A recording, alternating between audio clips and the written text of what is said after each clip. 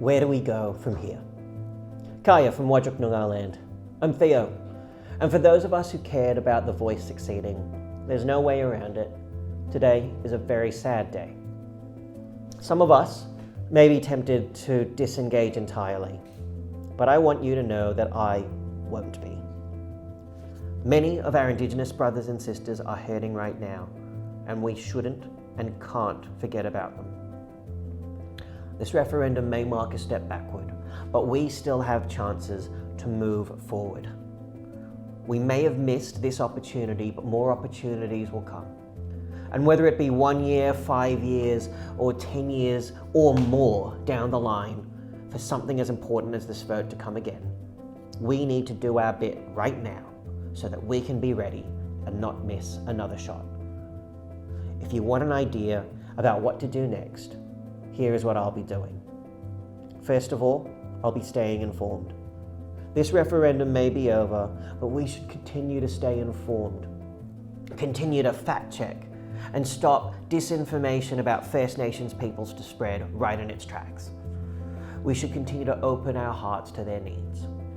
So keep following fact checkers like AAP Fact Check and RMIT Fact Lab to make sure that you or your loved ones don't get sucked into the falsehoods and disinformation that were such challenges to our campaign this time around. Follow news outlets like NITV, National Indigenous Times, or Emma Garlett's Paint It Black series on YouTube for critical information about Indigenous issues and affairs. Follow campaigns and organisations like Social Reinvestment WA, Reconciliation Australia and their state partners, National NAIDOC Week, or Aboriginal Legal Services, just to name a few. Just adding their presence to your social media feeds will keep you informed on what the important issues of the day are. With all of this information, keep talking. You need to keep talking. We can't return to having Indigenous issues as an afterthought in our national discussion. Health and education gaps, racism and incarceration, they are and they will remain issues for the time being. So we need to make sure we are informed. But we should also keep informed of the good as well. NAIDOC celebrations, reconciliation initiatives, and just learning more about Aboriginal languages, art, culture, achievements, history. These are always valuable actions to take, not just in a referendum. Second of all, I'll be looking forward. Despite last Saturday's disappointing result, there is still much work to be done, but there are still positives that we can look forward to. For one, I have never, in my lifetime, seen First Nations peoples be on the forefront of the national conversation like this. And while the news coverage has not always been great and sometimes has been harmful, we should still take this opportunity to keep First Nations issues front and centre for all governments until meaningful change happens. More Australians than ever are aware of the need for meaningful steps towards reconciliation, and they are working towards this. We can look to positives happening at a state level. South Australia will be holding elections for a state-level voice to Parliament in 2024, and Victoria's First Peoples Assembly is continuing to work towards a treaty.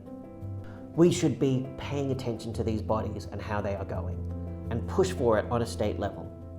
In the absence of a national voice, state-level bodies like this are more important now than ever.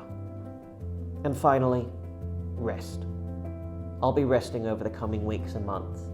I, along with the team at Voice Watch, Leanne, our editor, Ashley and Larissa, our contributors, and Callum on the camera, for whom I'm incredibly grateful, they've put their hearts and souls into this campaign.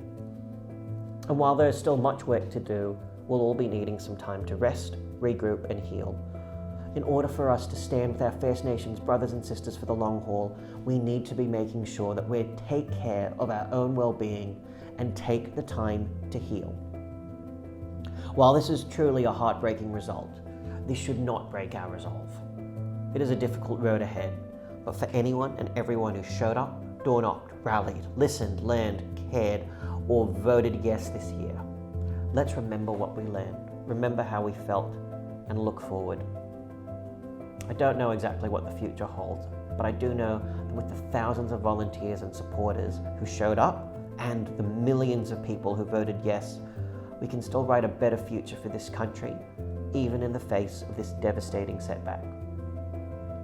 We don't know what the future holds for this channel, but we know that we as individuals will be standing proudly with our First Nations community.